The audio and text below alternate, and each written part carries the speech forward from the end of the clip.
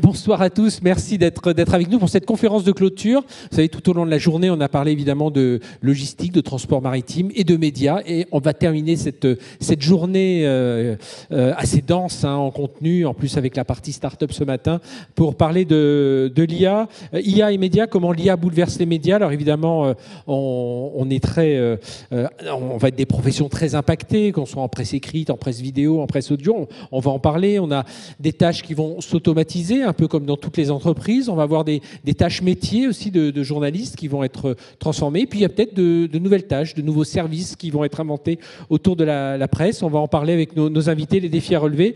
Alors nos invités, je vous les présente tout de suite. Laurent Alexandre, médecin, entrepreneur français. Laurent, bonsoir, merci d'être avec nous. À tes côtés, Olivier Reynaud, qui est cofondateur et CEO at AVE. Alors AI comme Artificial Intelligence. Et AVE, c'est une start-up française spécialisée sur la plateforme d'édition automatisée, édition automatisée de vidéos. Avec nous également Hugues Deroni, fondateur du Média Positif. Bonsoir Hugues. Bonsoir. Merci d'être avec nous, créé en 2022, médias en ligne 100% et 100% bonne nouvelle. Voilà, il va nous expliquer, c'est vrai qu'en ce moment on a besoin de médias positifs. Et puis Maxime Darquier, bonsoir Maxime. Bonsoir. Merci d'être avec nous, directeur de la rédaction de Brut. Oui, Elsa Darquier s'excuse, mais voilà, on a Maxime avec nous, médias en ligne 100% vidéo. Maxime, on va justement commencer par Brut. L'IA est un sujet depuis 2022 à peu près chez Brut.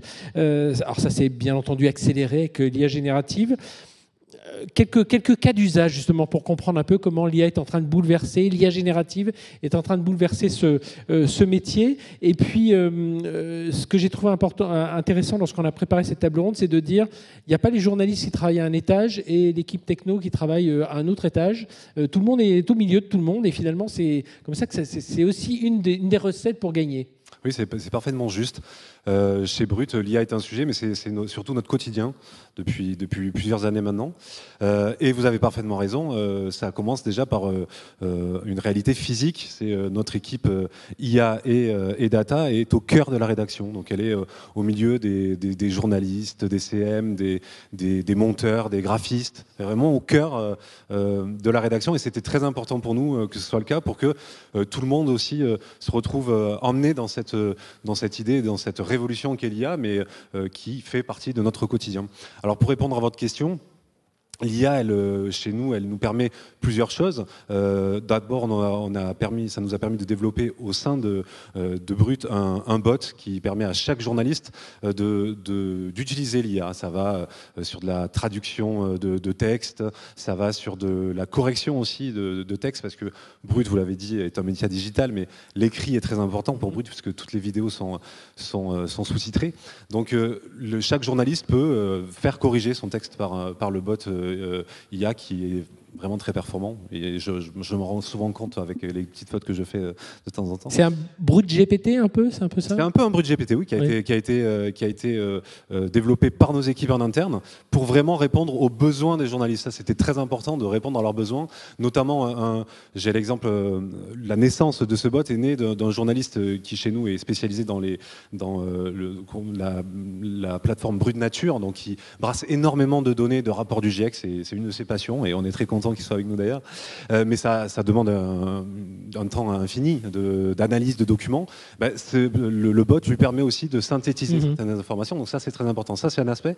Et puis un deuxième aspect qui est aussi très important pour nous, de l'utilisation de l'intelligence artificielle, c'est que aujourd'hui Brut, c'est le premier média en France, digital en France et en Europe. Donc on a 75 millions d'abonnés, on brasse des tonnes et des tonnes de data chaque jour chez Brut. Le mois dernier, on a eu des très bons scores, on a fait 1,5 milliard de vues, donc ça paraît complètement irréel en disant ça. Mais tout ça, c'est aussi des données, c'est des connaissances sur les utilisateurs de Brut, sur nos abonnés. Et l'IA nous permet aussi d'avoir à la fois donc un contenu précis, rigoureux, mais aussi ciblé, de comprendre ce qui fait sujet au sein de notre audience, ce qui les intéresse, ce qui les inquiète parfois, et de répondre à leurs questions. Et ça, et je finirai là-dessus, il y a un outil qui est né de cette idée-là chez nous, c'est chaque semaine, nous recevons via l'IA le résumé des 10 questions qui ont marqué les commentaires qui ont été générés sur Brut. La semaine dernière, par exemple, il y a eu 150 000 commentaires sur les plateformes de Brut. 10 questions sont apparues comme étant très prégnantes dans les opinions des gens. Aujourd'hui, au moment où on est en train de se parler, un journaliste a réalisé un sujet qui partait de sur une de ces exactement. idées. Il est en train de réaliser en réel un sujet qui va répondre à l'une de ces questions. Et donc, on crée aussi du contenu grâce à l'IA. Et alors, si cette info est positive, elle sera peut-être reprise par le média positif. Elle est venue d'où, cette idée, Hugues, de faire un média fait uniquement de nouvelles positives? Mais voilà, c'est quand même du journalisme, il y a des nouvelles un peu recherchées. Bien sûr. Alors, le média positif, c'est un média qui est né en 2021. À la fin du confinement, on avait ce décompte du nombre de morts tous les soirs, les lits de réanimation manquants. Enfin bref, un climat assez glauque, assez pesant. Et on a eu envie, au contraire, de mettre en avant des bonnes nouvelles, des belles histoires, des héros du quotidien. C'est notamment les soignants à l'époque. Et puis, c'est une aventure qui a pris de l'ampleur. Parce qu'aujourd'hui, effectivement, on est 25 au sein du média positif. On a 8 millions d'abonnés, un petit peu moins que Brut. On génère 200 millions de vues en France, 200 millions de vues à l'international, donc 400 millions de vues au total. Donc en France, États-Unis, Espagne et aujourd'hui Afrique. Et après un an, en fait, un an après la création du média positif, je me suis rendu compte que 50% de mon équipe passait 80% de son temps à faire de la veille, tous les matins pendant des heures, et je me suis dit qu'il y avait un problème parce qu'on avait peut-être plus intérêt à prendre ce temps pour faire des reportages, faire vraiment des choses avec une grosse valeur ajoutée. Et donc on a travaillé avec l'école 42, avec quelques amis de 42 pour créer en fait une petite IA qu'on a appelée Harmonia, qui vient en fait screener l'ensemble de l'actualité mondiale et nationale pour ensuite effectivement mettre en avant des bonnes nouvelles, les noter en fait selon un degré de positivité, ce qui fait qu'en fait aujourd'hui un journaliste aux médias positifs, quand Donc ça peut être un alpiniste qui est sauvé en montagne, voilà, c'est ce genre de news. Ça vient en fait effectivement screener tout ça et les noter en fait de 0 à 100, ce qui fait qu'en fait un journaliste le matin effectivement il a un grand tableau avec plein de bonnes nouvelles notées de 0 à 100. Après ensuite son travail, et là c'est sa grande valeur ajoutée, c'est bien sûr de vérifier ces histoires, d'aller au plus profond de ces histoires, et puis d'aller faire un reportage dessus, d'aller vraiment incarner la chose, et c'est là, c'est ce qu'on fait aujourd'hui aux médias positifs. Merci Hugues. On fera réagir Laurent dans un instant sur tous ces sujets-là.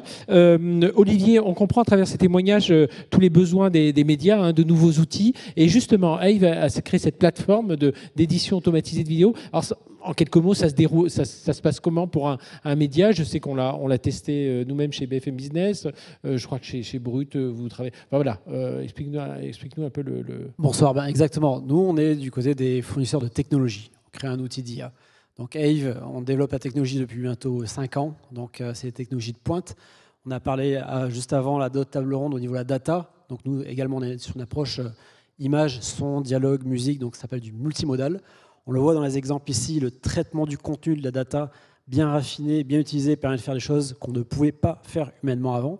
Nous, Ave, c'est une plateforme où on n'est pas là pour générer le contenu de base. Ça, c'est toujours le travail des studios, des journalistes, des boîtes de prod, etc. On est là pour, à partir d'un contenu, faire toutes les déclinaisons. Parce qu'aujourd'hui, l'expérience, ce n'est pas seulement que sur Brut ou YouTube. Il faut un format, une expérience, donc c'est-à-dire un format pour le téléphone, la tablette, une version de différentes longueurs, un montage spécifique pour toucher les gens, plus des sous-titres dans multilangue. Et tout ça ensemble, mais en fait, ça s'appelle la post-production. Et la post-production, c'est à partir d'un documentaire, en faire 30 déclinaisons, 50 déclinaisons. Et c'est là qu'on intervient, après plus de 4 ans de R&D, avec une technologie de multimodal générative qui décompose tous ces aspects. Là, alors, en un clic, on dit « je veux un format type brut », alors je l'ai instantanément. Je veux adapter mon contenu pour telle audience, je l'ai automatiquement. Et bien sûr, parce que nous, c'est une solution pour les médias, c'est-à-dire pour les grandes entreprises. Il y a encore un rôle pour les journalistes tout est éditable, tout est modifiable. Donc en fait, c'est la créativité augmentée pour les médias, pour les journalistes. Laurent, au vu de ces premiers témoignages, vous connaissez très bien les médias, évidemment. Est-ce qu'on est sur la bonne voie? Est-ce que le journaliste doit s'intégrer à ces technologies, bien entendu? Mais la question, c'est est-ce qu'on aura toujours un rôle à jouer? Alors, je pense que nous rentrons dans l'âge d'or du journalisme, du journaliste qui utilise l'IA, qui utilise les différentes technologies dont on a parlé et qui apporte une valeur ajoutée à son lecteur. Je pense que le journaliste qui ne se sert pas de l'IA va crever la gueule ouverte. D'abord, personne ne va le payer pour faire en 15 heures ce que GPT-6 va faire en 15 secondes. Personne ne va le payer pour faire un podcast à 1000 fois le coût que coûte un podcast organisé par Notebook LM, l'intelligence artificielle qui fabrique en temps réel des podcasts chez Google. Donc je pense que le journaliste qui est dans sa zone de confort et qui ne rentre pas dans la logique d'intégration de l'IA va vraiment être au chaume du relativement rapidement. En revanche, il y a plein de niches. D'abord, il y a des gens qui font du contenu original. Oui. Moi, par exemple, chaque fois que je croise mon ami Cédric Villani, pour éviter d'être sous Prozac ou de me flinguer derrière, je vais passer 2 heures sur le média positif, parce que sinon je me flinguerais, parce qu'avec Cédric, l'apocalypse verte est au coin de la rue. Hier soir, il m'a même engueulé parce que je mangeais de la viande. Donc il y a des niches intellectuelles, il y a des niches thématiques à trouver, même à l'ère de l'intelligence artificielle. Mais ces niches ne peuvent s'exprimer que si on a des journalistes qui ne sont pas des handicapés du mulot. Ça suppose d'avoir une vraie formation des journalistes de manière à ce qu'ils utilisent les outils, comme toi par exemple, qui est un utilisateur remarquable de toutes ces techniques. Et les journalistes rétifs qui sont des handicapés du mulot et qui n'arrivent pas à intégrer l'IA, il faut soit les former de façon un peu hard, soit les remplacer par des journalistes plus technophiles, parce que le modèle économique des médias, il reste très compliqué, hein. Je ne vous fais pas de dessin. La valeur, elle continue à partir en Californie, chez Google, Apple, Facebook, Amazon, Microsoft et maintenant Nvidia. Et OpenAI, qui est une filiale minoritaire de Microsoft. Donc cette concentration de la valeur dans les mains des technologues, des hyperscalers californiens, elle va se poursuivre. Donc il n'y a pas beaucoup de pognon à récupérer pour l'ensemble des médias. Donc les médias qui vont passer des heures pour faire un article à 1000 fois le coût des journalistes qui vont intelligemment utiliser l'IA, ces médias vont crever. Et comment on peut réagir alors face à cette superpuissance des plateformes américaines, face à cette concentration des savoirs journalistiques? Il faut être moins con. On a raté tous les chantiers numériques depuis 40 ans en Europe. On était numéro 1 mondial de l'envoi des satellites avec Ariane. Ariane a envoyé un satellite cette année. Elon Musk en a envoyé 50 les 4 derniers jours. On était numéro 1 mondial des télécoms et le seul Nokia produisait 55% des téléphones portables du monde. On produit 0 téléphone portable. On est nulle part en cloud alors qu'Amazon dépense 72 milliards en recherche et développement chaque année. On est nulle part en puces GPU.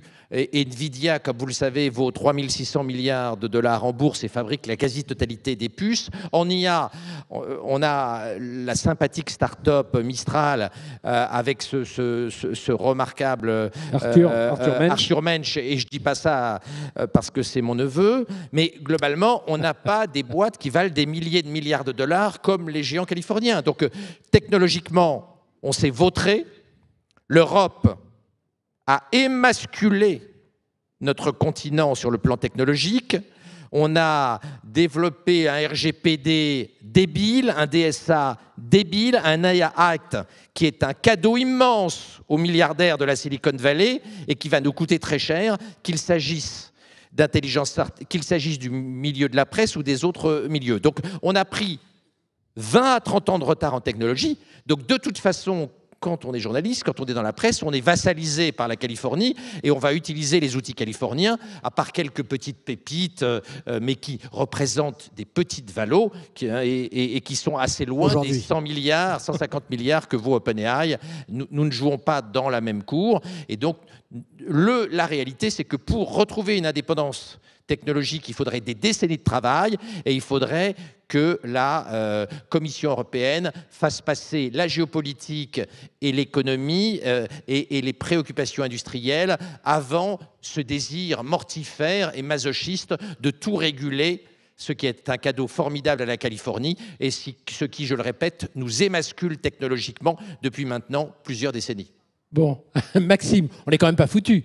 Non, moi, j'entends ce que dit Laurent. Je serais moins pessimiste, moi, personnellement. Après, chez Brut, en tout cas, on est assez serein vis-à-vis de l'avenir. Nous, on on est intimement convaincu que certes, l'IA va se développer, les contenus vont sans doute se démultiplier, mais on est les contenus synthétiques, on en reparlera oui, aussi, oui, voilà, les contenus créés par l'IA. Bien sûr, et c'est une réalité. Mais on est aussi intimement convaincu que nos auditions, enfin nos auditoires, pardon, nos audiences vont rechercher une information précise, de qualité, vont chercher une marque sérieuse. Et nous, on veut répondre à cela. C'est ce qu'on est en train de construire jour après jour, mais les individus partout dans le monde vont chercher aussi à... Après, c'est le prix qu'ils seront prêts à payer pour ils ont confiance. Le prix qu'ils seront prêts à payer, alors soit côté annonceur, soit côté audience, côté abonné, etc. Oui, bien sûr, mais l'IA nous permet de répondre chaque jour plus précisément aux attentes des gens et d'être plus collé à leur réalité et à leurs interrogations aussi, et de créer du contenu qui est vraiment ciblé. Et donc je pense que moi, je suis assez serein là-dessus. Je pense qu'il y aura des marques fortes. J'espère sincèrement que Brut sera de celles-là, mais qui répondront aussi à une attente et à un besoin de crédibilité et d'informations solides. Hugues, crédibilité, agilité aussi, on le voit avec le média positif. Bien sûr, je pense qu'un média aujourd'hui, ça doit être efficace. Aujourd'hui, effectivement, on ne peut pas avoir 100 personnes pour faire 10 articles et demi par jour, c'est impossible. Et même, je pense à l'internationalisation, qui coûte très cher aujourd'hui. Nous, on s'est développé donc, aux États-Unis avec The Bright Side, et en Espagne avec l'Info Positiva, mais ça nous a coûté très très peu d'argent. Pourquoi ? Parce qu'en fait, les voix, on les fait par synthèse, avec une IA, donc qui n'est pas la nôtre, mais qui est une IA externe, qui vient cloner les voix et les mettre en anglais et en espagnol. Donc ça nous coûte beaucoup moins cher. Donc effectivement, l'efficacité, elle doit être là, elle est extrêmement importante. Et si demain on veut continuer à se développer, c'est dans ce sens-là que je pense qu'il faut qu'on aille. Côté outils, Olivier, alors par rapport à ce que disait Laurent, on peut y arriver à faire naître, peut-être pas des géants, mais déjà des belles entreprises. En fait, il faut choisir vraiment son terrain de bataille. En effet, si on veut jouer dans un modèle, dans un terrain de se battre contre un ChatGPT, c'est-à-dire entraîner des modèles qui coûtent plusieurs centaines de millions par entraînement et bientôt des milliards, donc même un Mistral ne pourra pas y arriver. Donc jouer là-dedans, c'est perdu. Nous, on joue dans un secteur où les LLM, c'est à peine 5% de tous nos modèles. Et en fait, c'est plus dans une approche mais de meta-learning, de multimodal, c'est-à-dire une approche beaucoup plus fine qu'on a développée depuis des années, qui fait que on peut appeler ça une niche. La post-production, c'est 7 déclinaisons. Et en fait, ça répond à un besoin qui est énorme. Exemple, télévision, il y a 10 ans, un prime sur une très grande chaîne, c'était 10 millions de téléspectateurs. Aujourd'hui, c'est 2 à 3. Et encore, où sont les 6 ou 7 millions sur les réseaux sociaux ? Oui. Sauf qu'on ne va pas mettre un contenu d'une heure sur Instagram ou TikTok. Alors, qu'est-ce qui se passe ? On a des humains qui prennent un contenu, qui font un format, sauf que humainement, face à eux, ils ont des milliers, des centaines de millions de youtubeurs. Donc, les télés, les boîtes de prod perdent le combat. Et c'est là que des technologies comme les nôtres leur permettent d'avoir de nouvelles technologies pour reprendre la main. Et donc, pour un Koh-Lanta, un The Voice, un document en brut, ou etc., pouvoir l'adapter instantanément pour toutes les expériences, parce qu'on parle bien d'expérience, pas d'augmenter le volume, mais voire même de le limiter, de le réduire, avec une meilleure expérience. Et c'est là, nous, on apporte une valeur unique au monde. Et je précise, au monde aujourd'hui. Mais ce que fait Ave, une machine ne pourra pas le faire un jour, une production de vidéo automatisée ? Notre technologie, c'est une technologie algorithmique. Donc, c'est une machine en tant que telle. Et donc, notre mission, notre ambition, c'est de transformer tout cela à travers une IA autonome avec des objectifs très clairs. C'est-à-dire que pour faire une IA autonome, une IA agentique également, en fait, il faut donner les bons outils à cette IA. Aujourd'hui, notre technologie, elle a des yeux, c'est-à-dire qu'elle transforme un contenu qu'elle voit, qu'elle entend en data. Donc elle voit. On lui donne des mains, c'est-à-dire que cette IA, elle peut post-produire, bientôt elle va distribuer, et bientôt elle va avoir des oreilles, elle va avoir les retours de comment les gens ont apprécié un contenu. Ils l'ont vu intégralement ou pas. À partir de là, notre IA autonome pourra alors automatiquement dire je vais prendre ce contenu Koh-Lanta, le mettre là plutôt comme ça, il n'a pas été bien vu, je vais le modifier en fonction de comment l'équipe de rédaction, de production auront décidé, car ça reste un outil au service des humains et des créatifs.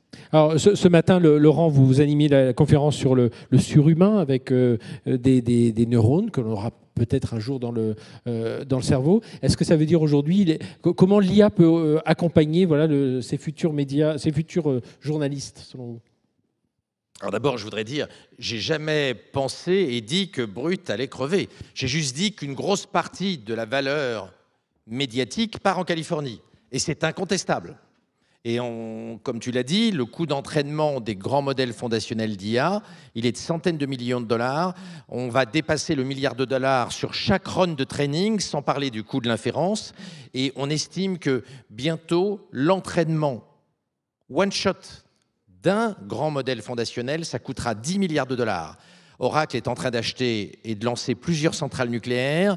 Google, pareil. Microsoft est en train de récupérer Three Mile Island parce qu'on a des investissements en milliards pour faire tourner les grands modèles LLM. Il faut savoir que Mark Zuckerberg, le président fondateur de Meta Facebook, en 2024, il a acheté pour plus cher de puces GPU pour l'entraînement, le seul entraînement de Llama 4, que le gouvernement américain a dépensé d'argent pour le programme Manhattan 1942, 43, 44, 45 pour la bombe d'Hiroshima et de Nagasaki.